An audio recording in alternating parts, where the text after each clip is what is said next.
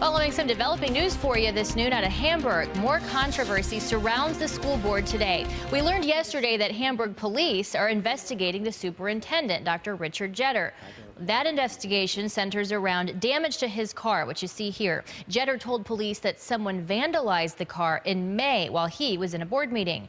News 4 sources tell us that damage may have happened the night before the meeting.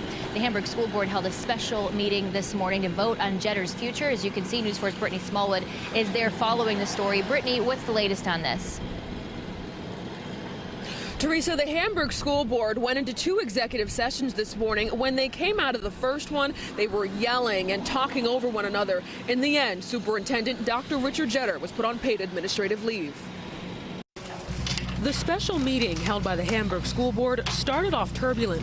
Board members were yelling and talking over one another. They went into 2 rounds of executive session to determine the future of Superintendent Dr. Richard Jetter. Some parents saw it all unfold.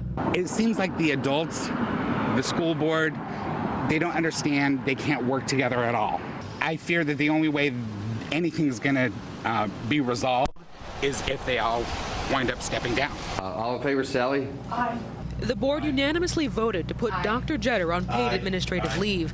Colleen Caney is now the acting superintendent. The Board of Education has now confirmed that the Village of Hamburg Police are conducting an investigation into certain matters concerning the superintendent of schools, Dr. Richard Jetter.